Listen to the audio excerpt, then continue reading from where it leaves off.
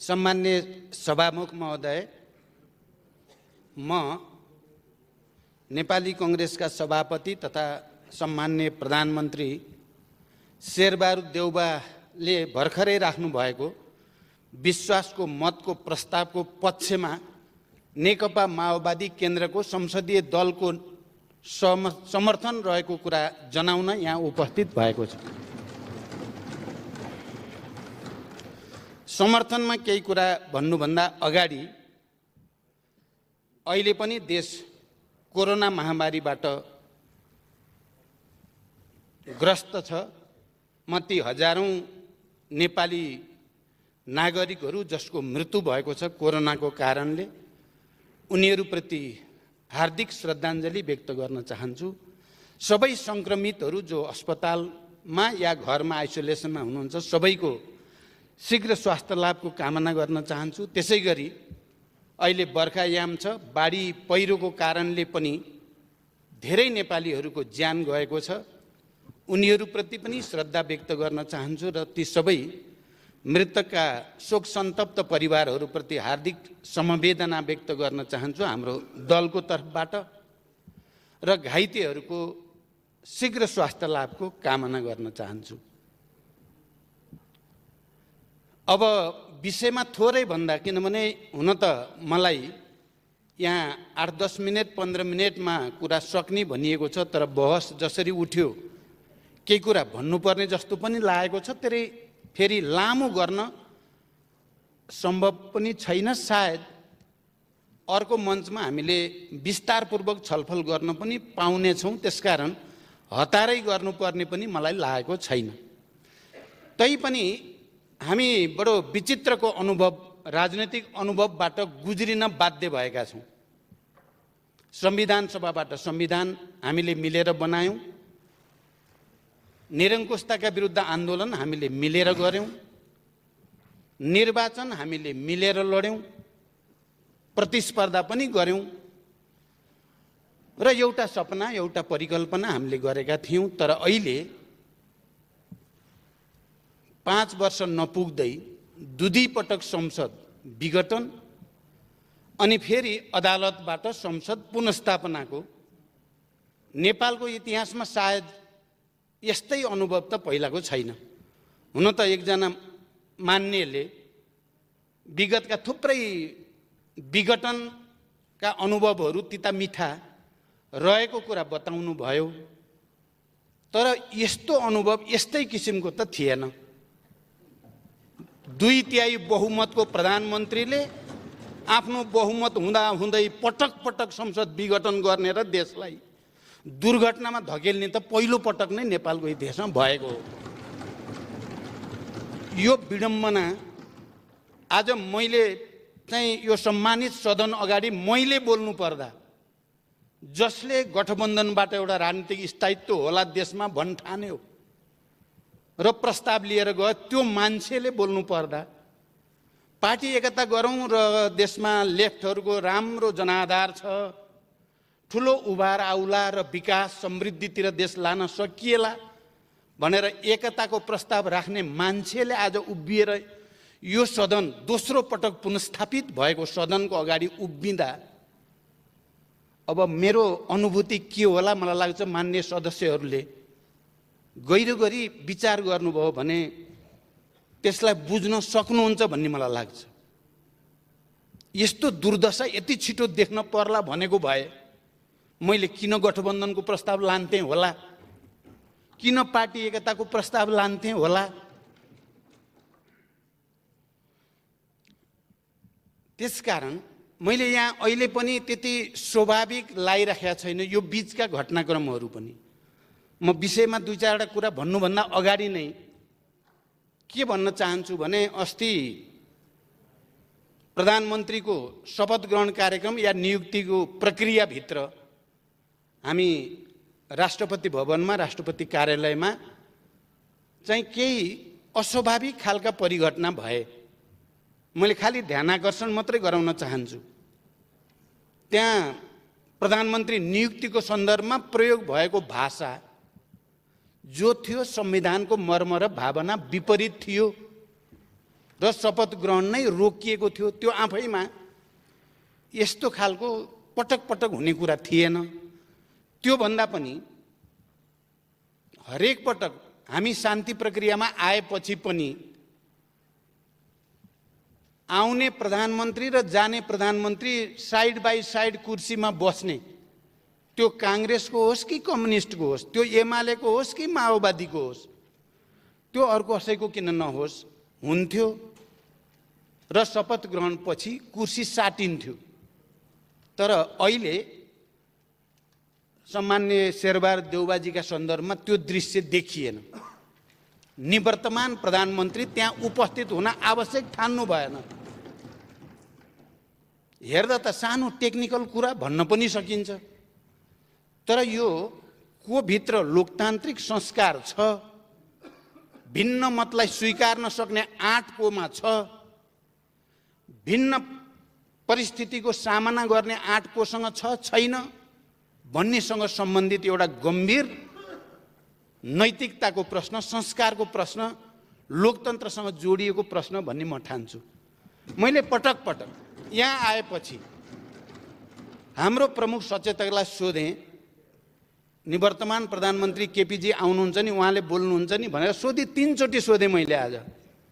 मलाई प्रमुख सचेतकले भन्नुभयो आउनुहुन्छ, उहाँले नै बोल्नुहुन्छ भन्नुभयो। मैले सामान्य रूपमा के सोचेको थिएँ, आज पुनस्थापित यो पहिलो संसदको बैठकमा पूर्व प्रधानमन्त्रीको हैसियतले पनि, प्रतिपक्ष दलको नेताको हैसियतले पनि, यो सदनले पनि केपीजीको मुखबाट नै आफ्ना कुरा सुन्न चाहेको थियो र देशले पनि आजको दिन सदनको रोस्टमबाट निवर्तमान प्रधानमन्त्रीले के चाहिँ भन्नु होला भन्ने सुन्न चाहेको थियो। त्यो पनि भएन। अब उहाँ अरू बिमारी भएर केही हो कि मलाई त्यो त थाहा छैन, तर मलाई उहाँले नै बोल्नुहुन्छ भनिएको थियो। यो पनि मलाई अलिकति अस्वाभाविक जस्तो चाहिँ महसुस भएको छ। यो लोकतान्त्रिक संस्कार हो कि अलोकतान्त्रिक हो भन्ने कुरामा पनि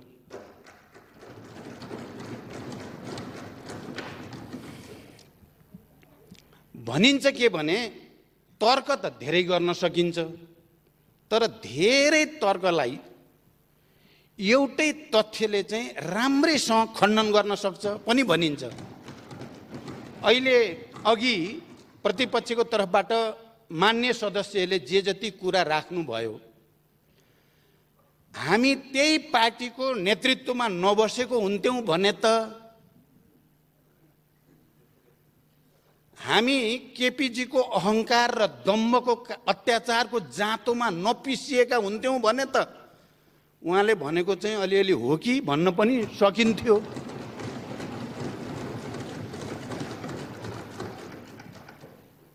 मनोगतवाद, अहङ्कारवाद, व्यक्तिवाद,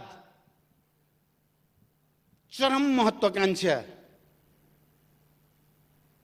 छल कपट जाल झेल भन्ने एउटा गर्ने अर्को, त्यसको साक्षी हामी हुँदैनथ्यौँ भने त यो देशमा उहाँले चाहिँ उल्टा पाल्टा सुल्टा कुरा गरेर नि होला होला भन्थे होला।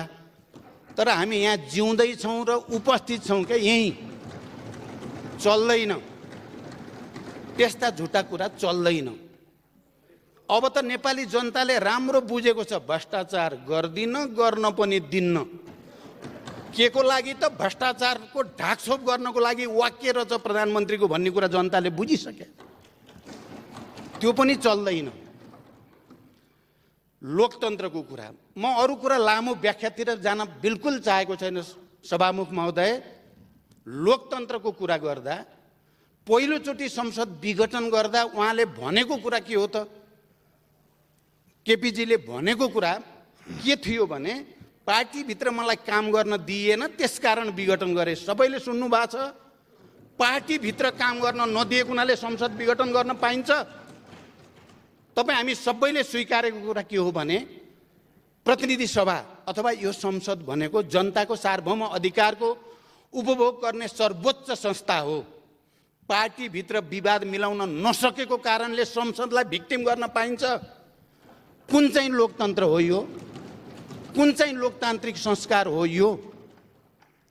पार्टीभित्र विवाद हुँदा पार्टीको मेजोरिटीलाई स्वीकार गर्न नसक्ने, मेजोरिटीलाई जबरजस्ती सत्ताको बलमा त्यसलाई खिच्न खोज्ने चाहिँ कुन चाहिँ लोकतान्त्रिक संस्कार हो त्यो पनि छोडिदिउँ। संसद अघि मान्य गेवालीजीले भनेको कुरातिरै म थोरै मात्रै जान चाहन्छु। उहाँले विगतको थुप्रै अनुभव बताउनु भयो। पहिलो कुरा त यो संविधान 46 साल पछिका बनेका तमाम सरकारहरू भएको प्रतिनिधि सभाको विघटन र मध्यावधिको प्रक्रिया भन्दा बिल्कुल फरक चिज हो भन्ने कुरा स्मरण गर्न म सबैलाई अनुरोध गर्न चाहन्छु। यो शान्ति सम्झौता पछिको ठुलो ऐतिहासिक राजनीतिक परिवर्तन पछिको संघीय लोकतान्त्रिक गणतन्त्र अन्तर्गतको राजतन्त्र अन्तर्गतको होइन। त्यो संविधान हो भन्ने कुरा किन बिर्सिन खोजिँदैछ? पहिलाका तिता मिठा अनुभवहरू राजतन्त्र कालका राजा महाराजाहरूले गरेका, उनीहरूले गरेका प्रधानमन्त्रीका नियुक्ति आदि इत्यादि सबैसँग शान्ति सम्झौतापछि संघीय लोकतान्त्रिक गणतन्त्रपछि संविधान सभापछि बनेको संविधानको जस्ताको तस्तै तुलना हुनै सक्दैन। यो अर्कै चिज हो। म त्यतापट्टि पनि लामो व्याख्या गर्न चाहन्न। म के भन्न चाहन्छु भने माओवादी पार्टी र 7 राजनीतिक दल जसको नेतृत्व गिरिजाप्रसाद कोइरालाले गर्नुभएको थियो, बीचमा शान्ति सम्झौता भएर एउटा नयाँ पोलिटिकल कोर्स यो देशमा अगाडि बढ्यो र त्यो नयाँ राजनैतिक कोर्स अन्तर्गत संविधान सभा र संघीय लोकतान्त्रिक गणतन्त्र भएको हो।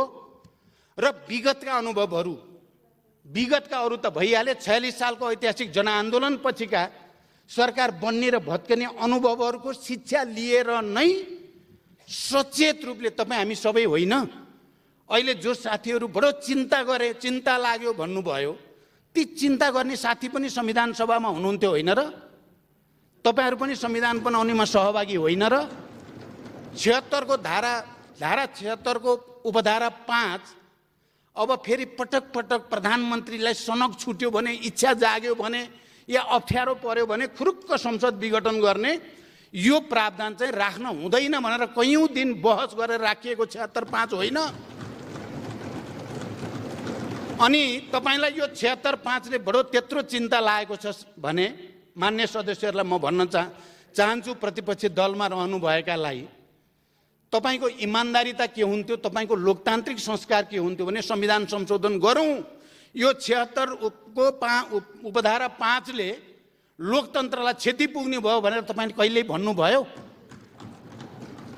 अनि तपाई त्यसको रिसले संसद विघटन गर्दै हिँड्ने, सार्वभौम संस्थालाई निर्मम तरिकाले प्रहार गर्दै हिँड्ने, जनताको मन मुटुमा छुरा रोपे जस्तो गरिकन जनताले चुनेका प्रतिनिधिहरूलाई हत्या गर्दै हिँड्ने, म राजनीतिक भाषामा भनेको हत्या हो, यसलाई फेरि अर्को अर्थमा नलियोस्।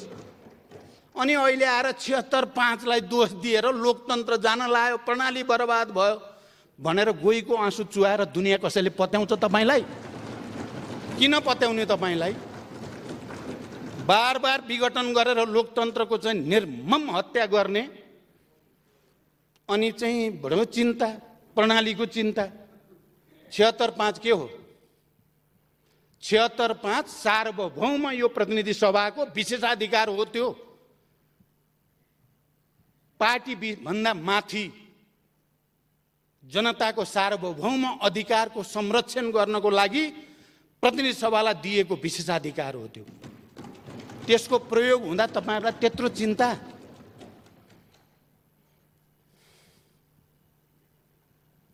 छिहत्तर 5 हामी सबैले बनाएको हो। त्यसमा कसैको मतभेद थियो? जो साथीहरुको मतभेद थियो ती मतभेद हुने साथीहरुको त अरु थुप्रै विषयमा थियो, तर जसले हामी संविधान लेख्यौं हाम्रो सर्वसम्मत थियो। 76(5) मा कुनै पनि दलको सांसदले बहुमत सिद्ध गरेर आधार प्रस्तुत गर्यो भने राष्ट्रपतिले उसलाई प्रधानमन्त्री नियुक्त गर्नेछन्। एकदम प्रष्ट कुरा त्यही हो। दल भन्दा बाहिर भनेको छैन। कतिपयले तर्क गरे 2 अनुसार पनि भनेको छ नि 5 मा भन्ने तर्क पनि कतिपयले गर्ने गरेको पाइन्छ। 2 अनुसार भनेको हामीले त्यति बेला संविधान बनाउने बेलामा पनि बुझेको, आज पनि त्यसको व्याख्या भएको कुरा के हो भने यो प्रतिनिधि सभा भन्दा बाहिरको मान्छे आएर प्रधानमन्त्री बन्न नपाओस् भनेर त्यसलाई रोक्न खोजेको सम्पूर्ण अधिकार यहाँ प्रतिनिधि सभामा राख्न खोजेको। म मान्य सदस्यहरूको ध्यान त्यतापट्टि आकर्षित गर्न चाहन्छु।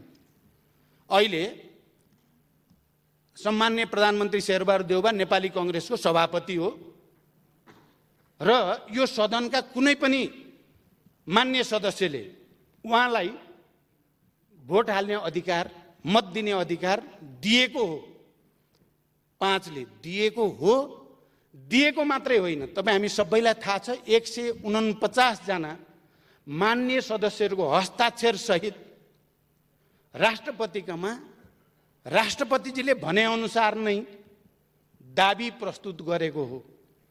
म पनि त्यही छु राष्ट्रपतिजीसँगै। त्यति बेला हामीले भनेका थियौं संविधान त राष्ट्रपतिजी तपाईले इफ गर्ने ठाउँ पनि छैन, बट गर्ने ठाउँ पनि छैन। अब शेरबहादुरजीलाई प्रधानमन्त्री नियुक्ति गरिदिनुस्, विश्वासको मतको निम्ति सदन पठाइदिनुस्। एकदम सिधा, संविधान पनि सिधा छ, त्यसको व्याख्या पनि हामीले बुझेका छौं। त्यसकारण यहाँ ठाउँ छैन र मैले त राष्ट्रपतिजी प्रति विश्वास व्यक्त गरेको थिएँ। त्यहाँ हुने यहाँ माधव नेपालजी पनि हुनुहुन्छ, शेरबहादुरजी हुनुहुन्छ, अरू नेताहरू पनि हुनुहुन्छ। त्यसकारण तपाईले अब 149 जनाको हस्ताक्षरको शनाखत गर्न चाहनुहुन्छ, हामी तयार छौं। हामी जीवित सजीव उपस्थित हुन पनि तयार छौं। तर त्यहाँ हस्ताक्षर छ, त्यसकारण राष्ट्रपतिको जिम्मेवारी हुन्छ सदनमा पठाइदिने। ल यो अनुसार हो नियुक्ति गरेर विश्वासको मत लिन सदन पठाइदिने। अनि सार्वभौम संस्थाले विश्वासको मत दियो, उहाँ प्रधानमन्त्री कन्टिन्यू गर्नुहुन्छ, भएन उहाँ जानुहुन्छ। मैले यो कुरा भनेको थिएँ र मलाई आशा थियो उहाँले त्यही गर्नुहुन्छ, तर उहाँले त्यसो गर्नु भएन। हुँदै नभएको 153 भएर प्रधानमन्त्री त्यति बेला केपीजीले 3 जनाको हस्ताक्षर रहेछ, लास्टमा त 3 जनाको पो रहेछ हस्ताक्षर त, अरूको त लगेर 153 दाबी गर्नेलाई पनि उस्तै 149 जनाको चाहिँ हस्ताक्षर लिएर बकाइदा नेताहरू पूर्व प्रधानमन्त्रीहरूको लाइन गएका छौँ हामी, त्यसलाई पनि उस्तै। यो पो हो लोकतन्त्रप्रतिको उपहास। यति सोझो कुरालाई बुझ्न यति गाह्रो किन भइरहेको छ हामीलाई? त्यसकारण अहिले हामीले नै होइन र तपाईँ हामी सबैले सर्वसम्मत रूपमा संविधानको अन्तिम व्याख्या त सर्वोच्च अदालत हुनेछ। लेख्ने हामी होइन, सही गर्ने हामी होइन, सर्वोच्चले गर्यो। पहिलो संसद विघटन हुँदा पनि हामीले जनताको आवाज पनि सुन्यौं।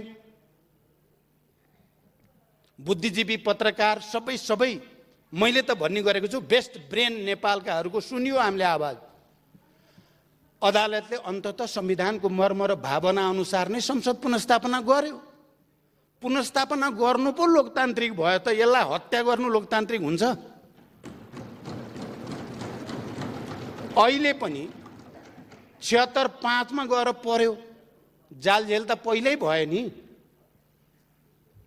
3 को प्रधानमन्त्रीले 4 मा चाहिँ आफैले मार्ग प्रशस्त गर्छु भनेर 5 मा फेरि लास्टमा दाबी गरेर रातारात संसद विघटन गर्ने लोकतन्त्र, यो संविधान मिचियो, लोकतन्त्र मिचियो भन्ने चाहिँ फेरि अराजक प्रणालीविहीन, यो मिल्ने कुरा हो र यो कहाँ मिल्यो क्या? कुराको तालमेल तारतम्य त मिल्नु पर्यो नि कहीँ न कहीँ। अनि अदालतले 76, अस्ति हाम्रो राष्ट्रपति कार्यालयमा छलफल हुँदा पनि यही विषय भएको थियो। 76-5 अनुसार 149 जनाको हस्ताक्षर लिएर गएपछि शेरबहादुरजीलाई प्रधानमन्त्री नियुक्ति नगर्नु पो संविधान विरोधी काम भयो, लोकतन्त्र विरोधी काम भयो। अदालतले नियुक्ति गरे होइन शेरबहादुरलाई, 76-5 को व्याख्या गरे हो। एकदम क्लियर होस्, 76-5 को व्याख्या गरिदियो। 76-5 सबै मान्य सदस्य तपाईँ हामी सबैलाई विवेक प्रयोग गर्ने विशेषाधिकार हो। यो संविधानले दिएको, सङ्घीय लोकतान्त्रिक गणतन्त्रको संविधानले संसदलाई दिएको, सांसदहरूलाई दिएको विवेक प्रयोग गरेर भए पनि अकालमा मृत्यु हुनुबाट संसदलाई बचाऊ भने होइन। अनि बचायो, सिधा छ कुरा। यहाँ हाय तौबा गर्नुपर्ने म त कहीँ कुरा देख्दिनँ। म फेरि हाम्रो प्रतिपक्षीको साथीहरूलाई लौ निर्दलीय हुने भयो, कत्रो चिन्ता हो।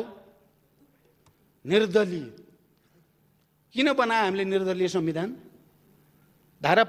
उपधारा 5 किन राखे हामीले? अनि सबै ठाउँमा हुइप नलाग्ने भन्या छ र? जुन ठाउँमा प्रतिनिधि सभाका सदस्यहरूलाई आफ्नो अन्तरात्माको आवाज सुन, प्रतिनिधि सभा बचाऊ, संविधान बचाऊ भनेर अधिकार दियो, त्यो अधिकार प्रयोग गर्ने चाहिँ निर्दलीय, त्यो अधिकारलाई कुण्ठित गर्न चाहिँ दलीय। कसरी मिल्छ यो कुरा? मैले कहीँ कतै छेउटुप्पो देख्दिनँ। अहिले भन्दै जाँदा एउटा वाक्य प्रयोग गर्नु मलाई छ्यास्स चाहिँ बिज्यो। म यो कुरा पनि भन्न चाहन्छु, युद्धमा जित्न नसकेर हारेर आएर लोकतन्त्र मानेका हामी होइनौँ भन्नुभयो क्या उहाँले, मान्य गेवालीजीले। मलाई र शान्ति सम्झौताका सहयात्री सबैलाई चित्त दुख्ने कुरा हो भन्ने लागेको छ यो कुरा। उहाँले त बडो हल्का ढङ्गले भनिदिनु भयो। तपाईँ नेकपा एमालेको त्यति बेलाको तिनै नेता मध्ये होइन जो माओवादी आन्दोलनका नेताहरू, यहाँ बाबुरामजी यहीँ हुनुहुन्छ, हामी यहाँ सबै नेताहरू कमान्डरहरू हामी यहीँ छौँ। पटक पटक कहिले रोल्पामा, कहिले काठमाडौँमा, कहिले कहाँ भूमिगत रूपले माओवादीसँग संविधान सभामा गणतन्त्रमा सहमति गरौँ भन्न आउने तपाईँहरू नै होइन? अहिले तपाईँ पनि हुनुहुन्थ्यो नि त एकचोटि युद्धमा, टाउको काट्नेमा तपाईँ हुनुहुन्थेन र? मलाई किन भन्न बाध्य पार्नुभयो तपाईँले? तपाईँले भन्न के खोजेको? शान्ति सम्झौता गलत थियो भन्न खोजे हो, या माओवादीले लोकतन्त्रको पक्ष लिन हुन्न भन्न खोजे हो? क्या हो? माओवादीले चाहिँ संविधानको पक्षमा बोल्न हुन्न। बरु मैले त के देख्छु नेपालको इतिहासमा, जो जति पछि हतियार उठाएर शान्ति प्रक्रियामा आयो त्यो त्यति बढी लोकतान्त्रिक भएको, त्यो उदार भएको देखेको छु मैले त। अनि तपाईँले माओवादीलाई चाहिँ लोकतन्त्रको कुरा गर्न नपाउने, युद्ध हारेर आएर अहिले लोकतन्त्रवादी हुन खोजेको भन्ने, हारेको हो, तपाईँहरूले जित्या हो। यही हो त तर्क। यसले नै नेपालको शान्ति प्रक्रियालाई दिगो बनाउँछ त यही विचारले। यति हेपाई तपाईँ यहीँ पनि, तपाईँहरू अरूलाई त सायद सामान्य नै लाग्यो नि हुनसक्छ, तर मलाई त बेसरी घोच्यो त्यसले। 7 राजनीतिक दल एकातिर, माओवादी अर्कोतिर, गिरिजाप्रसाद कोइराला र मेरो बिचमा हस्ताक्षर यही हलमा, यही भवनमा गरिएको हो र नेपालमा एउटा नयाँ युग र प्रक्रियाको सुरुवात भयो। त्यसलाई सम्मानित गर्नुको सट्टा आज आएर युद्धमा जित्न नसके हुनाले लोकतन्त्रको बाध्य भएको पार्टी होइन एमाले रे। माधवजी हुनुहुन्छ यहाँ आज, उहाँ पनि बडो चिन्तित त बरु उहाँ हुनुहुन्छ, माधवजी, जसले गणतन्त्रको निम्ति, संविधान सभाको निम्ति, शान्ति सम्झौताको निम्ति नेकपा एमालेको नेतृत्व गरेर भूमिका खेल्नुभयो। आज उहाँलाई पनि निकै ठुलो पीडा दिइएको छ, निकै ठुलो अपमान दिइएको छ। के त्यो चाहिँ लोकतान्त्रिक हो? जसलाई सम्मान गर्नुपर्ने हो उसलाई अपमानित गर्ने चाहिँ लोकतन्त्र हुन्छ? त्यसैकारण मैले नि भन्छु, यहाँ चाहे नेपाली कांग्रेसले 7 सालमा हतियार उठायो, 17 सालपछि पनि उठाएको हो। नेकपा एमालेको पृष्ठभूमि पनि हतियार उठाएकै पृष्ठभूमि हो। अनि तपाईहरू चाहिँ लोकतान्त्रिक हुन पाउने, अलि अगाडि आएको हुनाले पाउने, माओवादी चाहिँ नपाउने भन्ने हुन्छ? के तर्क हो यो? क्या सानो तर्क देखिन्छ, तर त्यो भित्र धेरै गहिरो कुरा छ। यही कारणले शान्ति प्रक्रिया टुङ्ग्याउन अरुचि देखिने कारण पनि यही हो कि त्यसकारण म अब टुङ्ग्याउनेतिर जान्छु। म यो सम्मानित सदन अगाडि नेपालको इतिहासको वास्तविकतालाई कसैले पनि बङ्ग्याउने कोसिस नगरौँ। शान्ति सम्झौता संविधान सभा र सङ्घीय लोकतान्त्रिक गणतन्त्र पछि बनेको संविधान हो यो। यसमा थुप्रै नयाँ प्रावधानहरू छन्। नेपाललाई शान्तिलाई दिगो कसरी पार्ने, लोकतन्त्रलाई अझ विकसित र परिमार्जित कसरी गर्ने, नेपाली समाजका सबै उत्पीडित वर्ग, जाति, क्षेत्र, लिङ्ग, समुदायलाई समावेशी र समानुपातिक ढङ्गले कसरी समेटेर लैजाने भन्ने तमाम मुद्दाहरू भएको इन्क्लुसिभ डेमोक्रेसीको एउटा दस्तावेज हो अहिलेको संविधान। यो कुरालाई आत्मसात गर्न छोडेर अब हामीले एकले अर्कालाई घारे हात लाउन थाल्यौँ भने हाम्रो भाग्य भविष्य के हुन्छ? चिन्ता त त्यहाँ पो छ त। म सम्मानित सर्वोच्च अदालतलाई आभार सहित धन्यवाद भन्न चाहन्छु। यो पटक उहाँहरूले संविधानलाई डिरेल गर्न खोज्ने, संघीयतालाई डिरेल गर्न खोज्ने पछिल्लो चरण राष्ट्रवाद, राष्ट्रियता के भयो भन्ने कुरा जनतालाई सबैलाई थाहा छ। मध्यरातमा कोसँगको वार्तापछि कहाँबाट पोलिटिक्स कता लान खोजियो भन्ने कुरा हामीले नेपाली जनताले नहेरिकन बसेका छ र।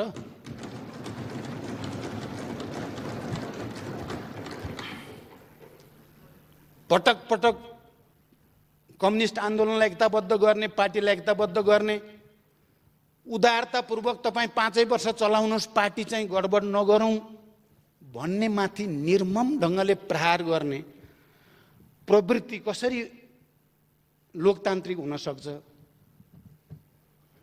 त्यसकारण अब भन्न थाल्यो भने धेरै नै हुन्छ।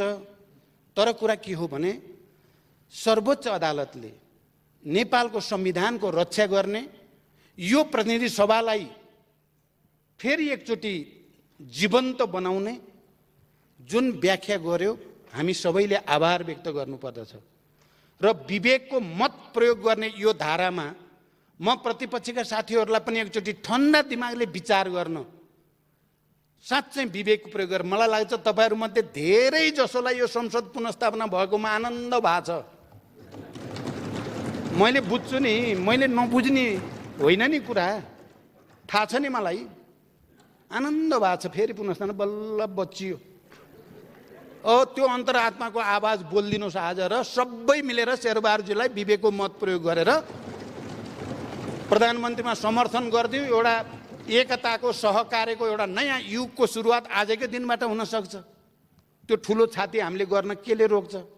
सभामुख महोदय, त्यसकारण मैले त उहिले शान्ति प्रक्रियामा आउँदा हाम्रो नेतृत्वको सिङ्गै टिमले अब यो देशले योभन्दा बढी धान्दैन, अब जानुपर्छ भनेर एकपटक होइन, 2 पटक होइन, सबभन्दा बढी तत्कालीन नेकपा एमालेका नेताहरूसँग, मुख्यतः माधव कुमार नेपालसँग भएका पटक पटक वार्ताले शान्तिको वातावरण बन्यो।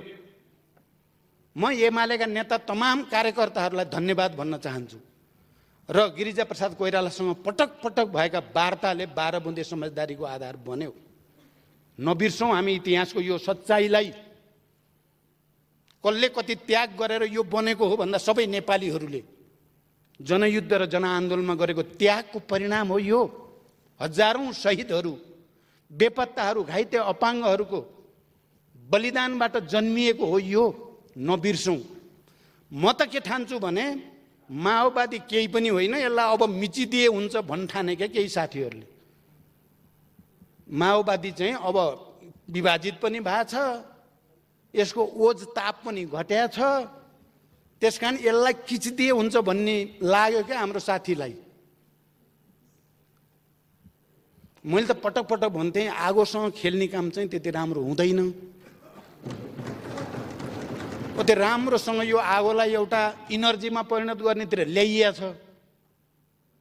अहिले तपाईँहरूले हेर्नुभयो भने यसलाई हेप्न थाल्नुभयो, अपमानित गर्न थाल्नुभयो भने आगो फेरि सल्किन सक्छ। त्यो बुद्धितिर हामी कोही नजाउँ। मैले के भन्छु भने मान्य ओलीजी निवर्तमान प्रधानमन्त्री यहाँ हुनु भएन, उहाँले सुनिराख्नु भएको होला। व्यक्तिगत अहङ्कार र दम्बले इतिहास निर्माण हुँदैन। बनेको इतिहासलाई तपाईँले जबरजस्ती आफ्नो व्यक्तिवादी चरित्रले चाहिँ निमिट्यान्न पार्छु भन्ने ठान्नु भएको भने तपाईँले ब्लन्डर गर्नुभएको, त्यसको फल भोग्दै हुनुहुन्छ, भोग्दै जानुहुन्छ अझै।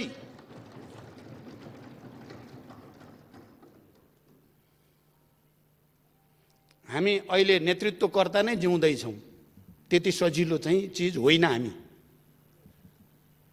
तपाईँले माइनस गर्न खोजेर, अपमानित गर्न खोजेर अनि यिनीहरू निमोठिन्छन् भन्ने ठानिएको भने नेपाली जनताको अझ उत्पीडित वर्ग, जाति, क्षेत्र, लिङ्ग, समुदाय, समावेशी सबैका आवाजहरूको प्रतिनिधित्व हो हामी। त्यसकारण म विनम्रतापूर्वक हामी सबै मिलेर बनाएको संविधान, हामी सबै मिलेर गरेको आन्दोलन, हामी सबै मिलेर गरेको निर्वाचन, त्यसबाट हामीले सहकार्यको एउटा नयाँ यात्रा सुरु गर्ने भनेको कुरालाई सबैले गहिरो गरी ध्यान दिउँ। सबैले आफ्नो आफ्नो अन्तरात्मामा फर्केर हेरौँ, कसले कति त्याग गर्यो, कसले कति जाल झेल गर्यो, कसले अन्तरात्माको आवाज बोलेको छ, कसले जाल झेल र फट्याइ बोलेको छ भन्ने कुरा इतिहासले र नेपाली जनताले भोलि न्याय गर्नेछन् भन्ने विश्वाससहित फेरि एकचोटि यो परिवर्तनको निम्ति ज्यान गुमाउने सबैप्रति श्रद्धाञ्जली र सम्मान व्यक्त गर्दै म आफ्नो भनाइ टुङ्ग्याउँछु। धन्यवाद।